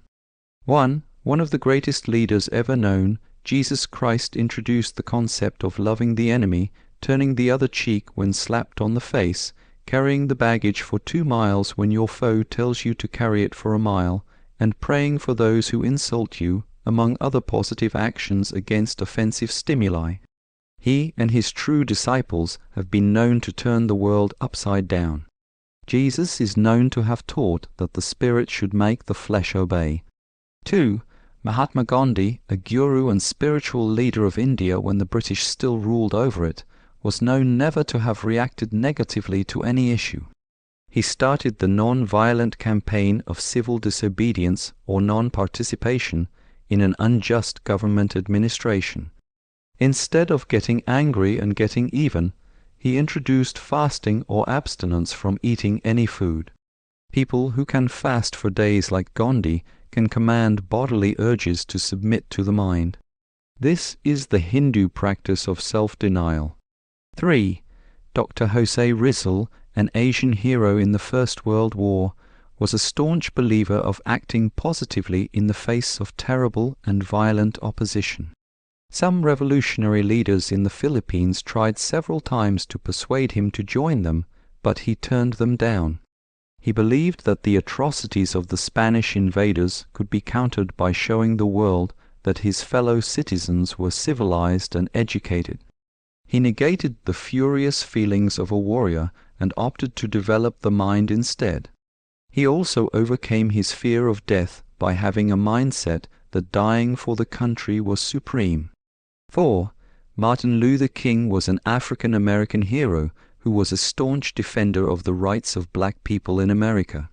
It was in the time when certain racists violently persecuted the blacks in America. Instead of getting angry and turning violent, he fought for equal rights by speaking his mind peacefully. 5. Joseph Stalin, Russian leader in the Second World War, thwarted Hitler's invasion of Russia when the Nazi Blitzkrieg army of Hitler was fast approaching the Russian border. There was pressure on Stalin to make a counter-offense to save Russia. However, Stalin thought otherwise.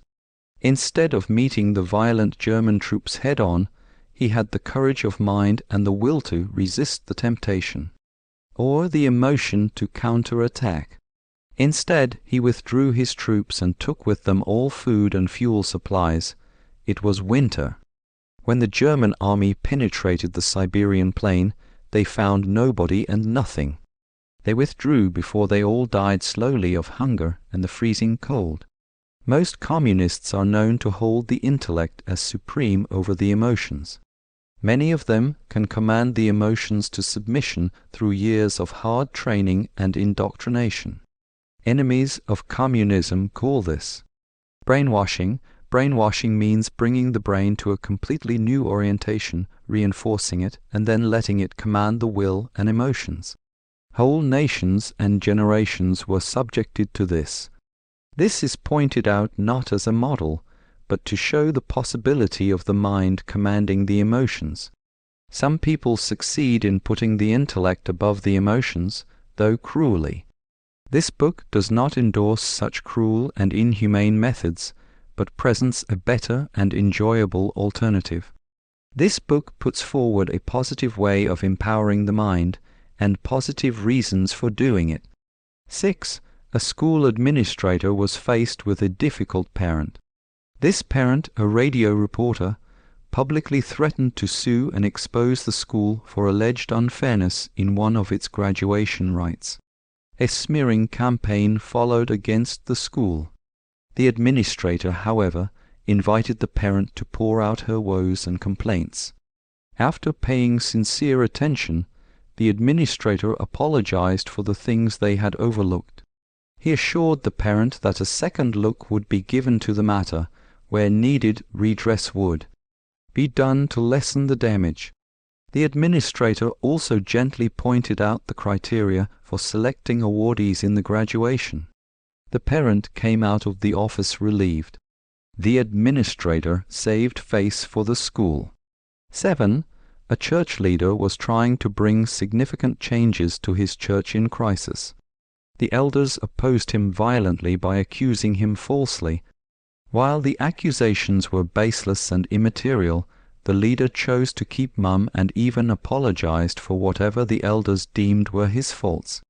A year after, the elders confessed of being impressed at how he chose to keep silent, even if he was in the right side. The elders lost lots of good sleep and resent. The church leader enjoyed great joy and peace of mind. 8. A counselee complained of too much pressure from peers who tried to make her look bad in the office. They provoked her by setting her up in situations that triggered her ire. The counselor explained that the more she got angry, the more her peers felt victorious. Her anger only fed their want. The counselor told her the solution was to act positively and ignore them. The advice worked wonders.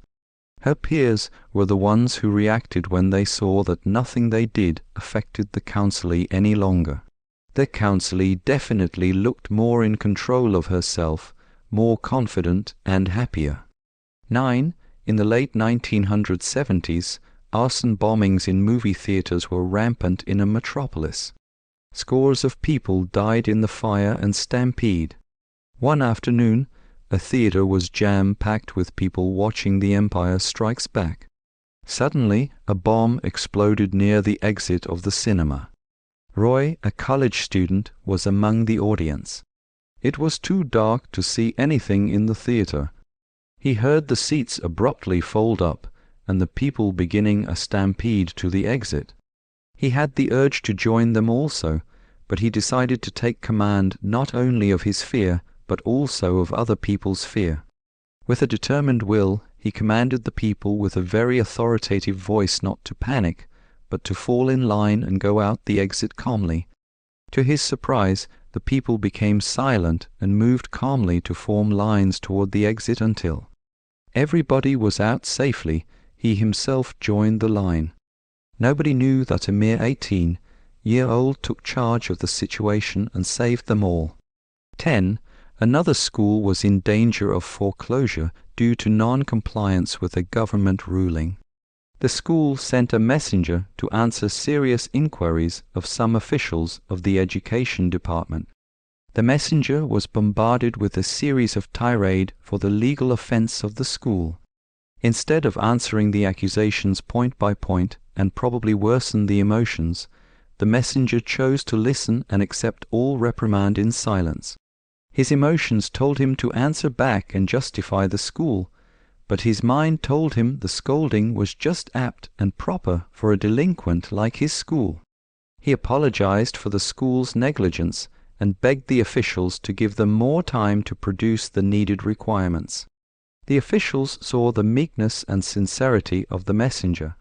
They not only pardoned the school, but also offered help to expedite the compliance. 11. A 12-year-old boy woke up in the middle of the night to find that someone was trying to pull the blanket over his face and body. He dared not look over to see who it was. He knew he was alone in his room. He remembered a story about his grandmother who had died recently. She was said to do a practical joke on sleeping people by pulling the blanket over them. The boy's first reaction was to scream to get attention. Then he tried to be rational about it all. He asked himself, if it was a ghost, there's no sense getting scared because ghosts can't hurt people physically. If it was a person, there's also no sense getting scared. Obviously, this guy is just trying to scare me. If he means harm, he wouldn't just be pulling my blanket. So either ways, what real harm can happen to me? Therefore, he told himself there's no reason to fear or get alarmed. He commanded himself to go to sleep. With all willpower, he fell asleep eventually. 12. A couple was strolling in a mall. The bargain prices were so tempting that they started to consider buying several items. However, they had brought money only to. By lunch, they thought about skipping lunch and using the money on things that they had not planned to buy.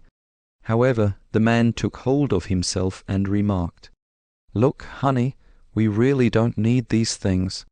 "Probably next time, but not now. We came here to eat," the wife protested. "But they don't offer discounted prices every day, you know. This is a good timing." The husband countered by saying, "Remember, we're trying to keep a budget. Go ahead and look at all the items all you want. We can do that. But we're not buying anything because we don't really need them right now." In short, their minds finally won over their feelings. They mustered enough will and strength to walk out the mall with their budget intact. When they were out of the mall, they thanked themselves for having extreme command of their emotions and will. The moral lesson: when you manage to get out of it all before your emotions win, a fresh wind blows on your mind and puts everything in its right place. You get a right perspective again. 13. A married man discovered that his pretty office mate had been taking a fancy on him. She gave him obvious lustful encouragements, and he was about to surrender to her actions. His sexual urges, driven by his licentious emotions, told him to go for it. Then he remembered his wife and kids, and the solemn vows of faithfulness they gave each other. His mind reminded him of what was correct, but his emotions told him what he desired. The emotions told his mind no one would know about it if the desire was carried out. However, his mind insisted on what was right. It commanded the emotions to bring out the feelings he had for his wife, rather than the wrong urge for the other woman.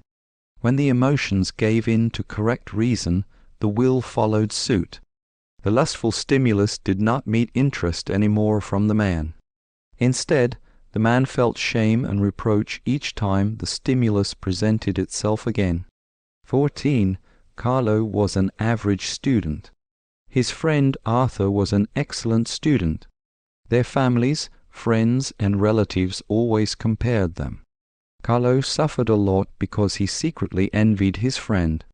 After college, Carlo turned out an ordinary employee. Arthur became director of a legal department. This time, Carlo was too tired of being envious that he couldn't take any more load of it. Besides, it didn't do any good either. Therefore, he faced himself in the mirror and told himself, "You cannot be Arthur. You are made out to be Carlo. You have a different calling in life. You have been looking too long at how Arthur has been succeeding that you miss to see the hidden potentials in Carlo. You are unique, and therefore you cannot compare yourself with another. Discover your own potentials and uniqueness, hone them to perfection, and start loving your being Carlo." That moment on, when Carlo learned to surrender his feelings to what his mind thought was right, he kept excelling in the things he loved to do. 15. A jealous young man had been having problems with his popular and pretty girlfriend. She made every head turn, especially heads of young and handsome men. Hence, he and his girlfriend often had quarrels. Then, one day, he decided all his jealousy should stop. He finally had the mind to say, "So what if she doesn't love me anymore? It's either I accept this or make a fool of myself all my life." He exercised his practical will over his emotions repeatedly. After experiencing painstaking battles between his mind and emotions, the mind finally took command. Since then, he found he could even watch his girlfriend ride alone in a car with other men and feel nothing negative. He discovered he could love somebody and enjoy a newfound peace. 16. Charlie was deeply wronged by his friend Arnold. It was a matter of principle. Charlie was badly humiliated before people because of the incident. He decided not to see Arnold for months.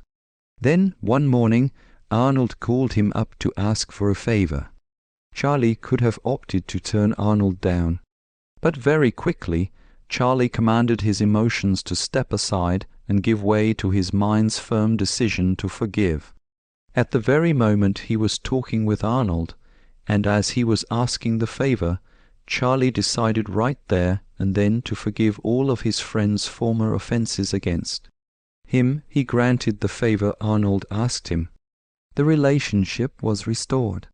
These 16 examples are only among so many true-to-life instances of how the mind was challenged. It actually won over seemingly insurmountable situations. On such short notice, the will and emotions gave in to the mind. These things can and will happen to you if you choose to. Chapter 8, bonus documentary, The Case of Neo-Spiritualism Worldwide. There is an emerging move from diverse groups to carry out spiritualism to the extreme. Some observers call them neo-spiritualists who tend to super-spiritualize life. Most of them claim to have extreme command not only of their emotions but practically anything. We have been tackling the subject of a mind that commands from the viewpoints of psychology and behavioral science. We have also considered the rigid discipline and practices of persons who gain certain amounts of mental control over their will and emotions. Now we venture to the bizarre world of neo-spiritualism, having extreme command of anything through super-spiritualism. There are different neo-spiritualist persuasions today that hold differing views. Let us consider the most radical view that claims the ability to command things and situations. Deist and theist schools of thought.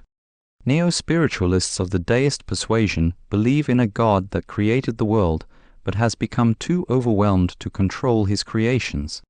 In a sense, he has relegated control to certain laws that now govern life, such as the laws of nature. Actually, these neo-spiritualists say that people who relinquish control of some aspects of life to certain laws of nature are really neo-spiritualists in the deist persuasion.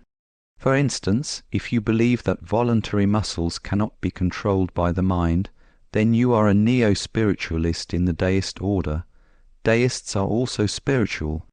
However, they insist that if God could not control all of creation, neither could they.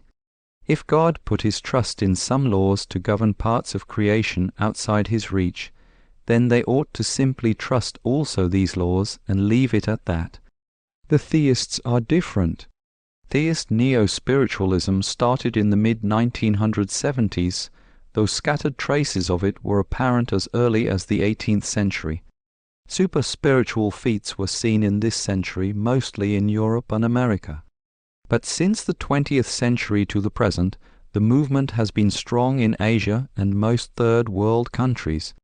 These spiritualists believe that God has tremendous powers to control everything in the universe. In fact, they believe that God has lots of excess powers that he wants to share with anyone who is ready to have his very own mindset. These neo-spiritualists believe everything in life depends on a mindset. Success or failure is all the result of a mindset. They believe that God gave them the ability to be like him in life and power. They also claim the power to command, and that this power resides in the God-inspired mental prowess of a person. The basic principle is that what the mind can see can and will happen. In a more profound statement, they assert that, according to your faith, it will be done to you. The theists do not just study about mind rule. They try their best to live it every day. Basically, they say that a mind that rules and conquers is a mind that works like God's mind.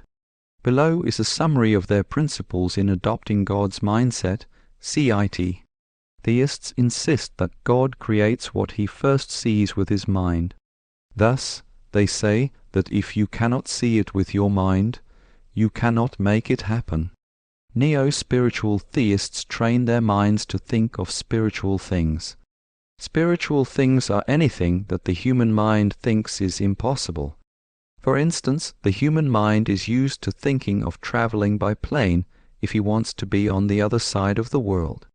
Thinking spiritually to theists means to just think and believe that you will suddenly be on the other side of the world right this moment. Without riding anything tangible, the theists believe they could really suddenly appear on the opposite part of the earth. They call this translation. They allege that actual translations have been happening to them by just using the mind of God. It's all up to you if you want to believe this or not. Believe IT theists stress that even God has faith in who He is and what He can do. They also try to adopt this principle and believe in their God and in themselves. Believing to the theist is not just head knowledge that stays as mere knowledge or imagination. It is a belief that materializes before your very eyes. The theists say believing means really believing with your mind and heart, without any doubt, that what you want to happen will happen. They train so hard to have their mind adapt to this kind of mindset. In a nutshell, they maintain that it is the ability of the mind to command the heart, will, and emotions to see nothing except what the mind of God sees. Duality theists are actual doers of what they believe with their minds and hearts. If at first they don't succeed, they do it again and again. They never mind if they keep on failing. The principle is just to do it until it's done.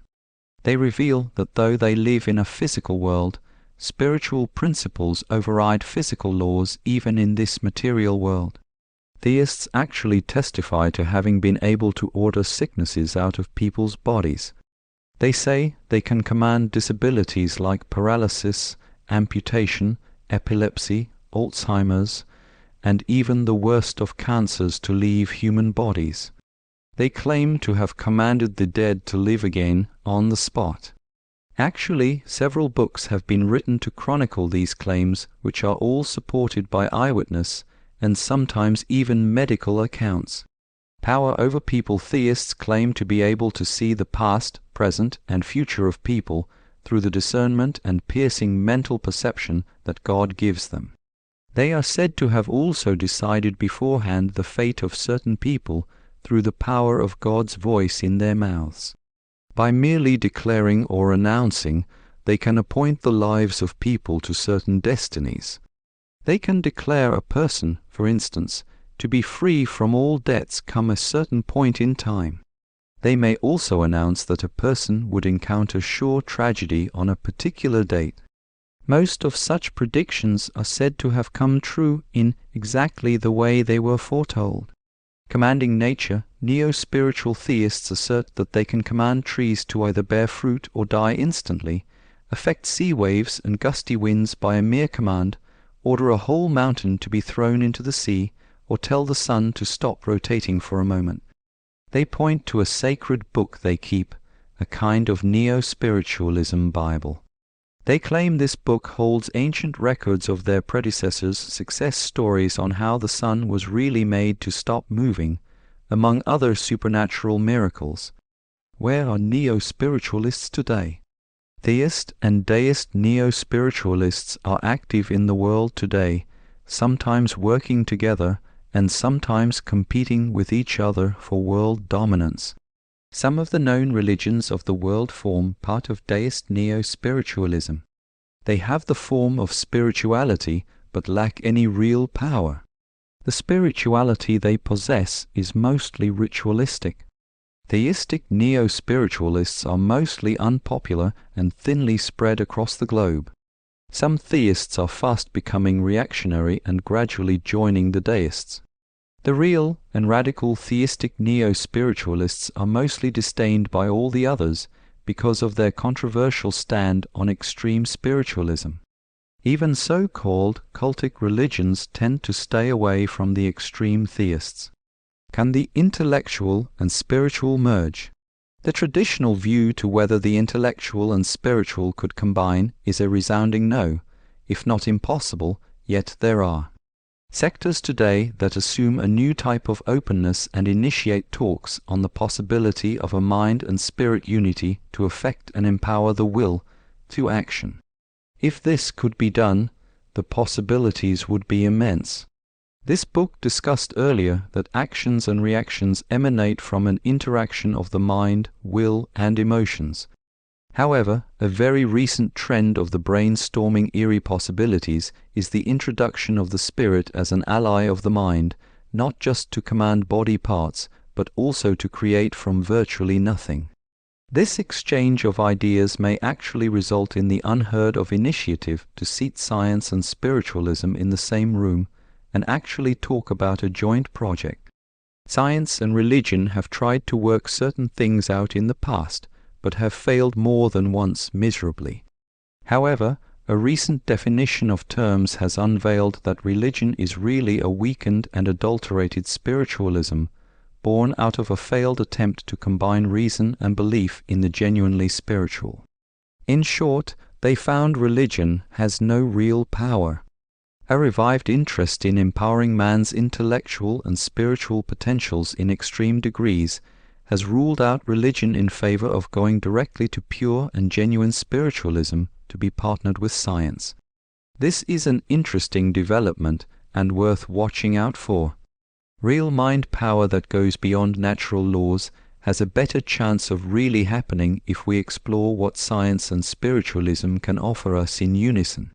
However, the discussions on this subject matter are yet to be explored further by the Academy. Chapter 8, Conclusion: Success is everybody's business, nobody wants to fail. The role of a powerful mind cannot be overemphasized when we talk of success. No doubt, an empowered mind is a big step towards triumph. Emotions are good. We need them to express and confirm our will which the mind has decided on. Being too emotional, however, works to our disadvantage. It destroys the ability of the mind to judge stimuli rationally or see things clearly, and subordinates it to the will and emotions. The mind, when always subjected to such wrong judgment, would later adapt to the frequent error and can misinterpret everything. Feelings are seldom accurate, they are poor perceivers. They can get to a certain amount of truth, but clouds of emotions often blur the truth. Feelings are designed as a latter action or reaction after the mind has arrived at a conclusion. Feelings are not supposed to act as a lead or a perceiver. Much less, they are not to be given power to decide a final conclusion. Emotions are there to support what the mind has commanded the will. It is like a wife assuring her husband that what he has decided is right. When we have a reverse picture of a husband and wife, the wife deciding everything and the husband coming in only as a yes man, then we also get a reverse result. Perception is designed to ascertain correctness. The mind is the apt organ for perceiving. Perception can be honed to such sharpness and accuracy that truth becomes plainer to see. When you see the whole picture of a situation with your mind and give the mind total command, you are better equipped to respond. There are times when you have an accurate perception of a stimulus, but then the emotions independently decide on a different course. The will, at a loss as to where to go, there are times when you are undecided about something, would cling to the stronger force, which is either the mind or the emotions. If this is always the case, you see an indecisive person always unsure about things. He is easily torn between a whim and a thought. The mind clearly ought to rule over emotion and will. There should be no compromise in this.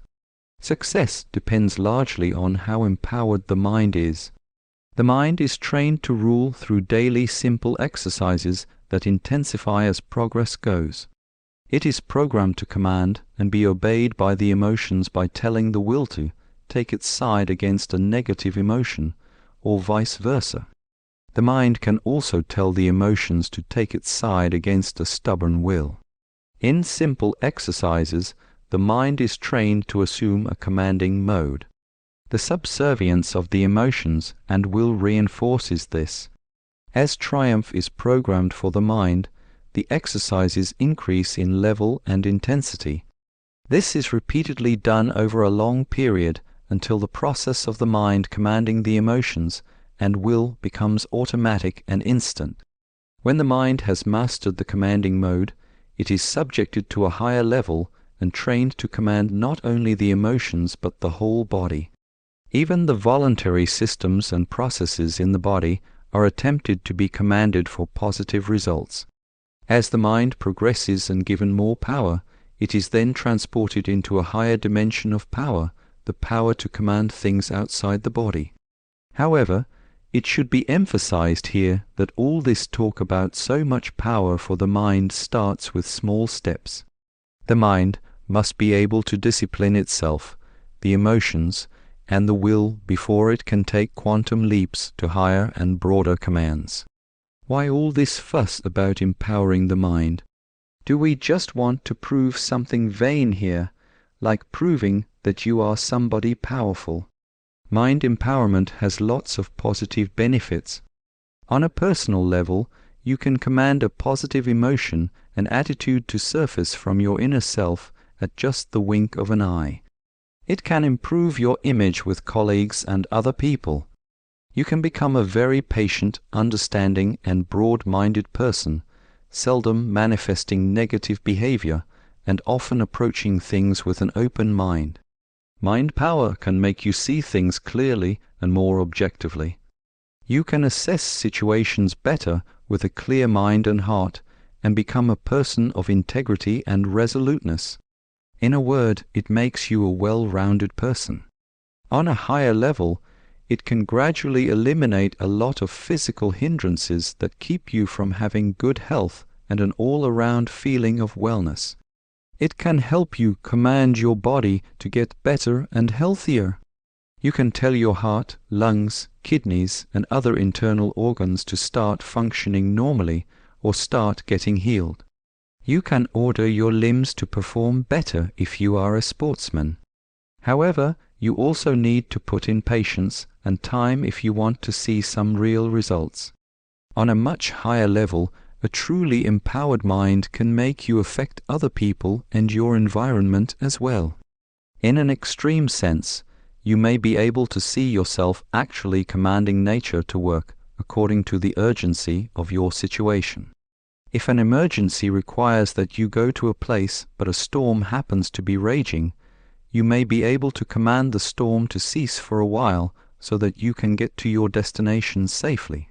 Commanding in this sense must not be used for mere entertainment or proving that you have power to do things. It must be used for extreme emergencies, for positive purposes alone. These things may all sound crazy for the uninitiated, but there are people living today who actually claim and record that these supernatural occurrences are true to them. The ability has helped them and other people a lot in times of crisis.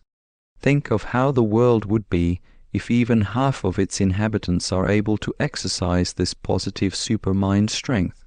For starters, it will be easy to see a world without pain, hurts, ailments, and strange virus outbreaks like SARS. In the words of theistic neo-spiritualists, it will be like a world where God really walks around among us. Or perhaps this is how scientists might put it. It will be a world where the full potentials of the rational mind reigns supreme, even extra supreme, and all other things take a back seat. If it's easy to see such a world and that sight is believed by an authoritative mind, the rest will follow.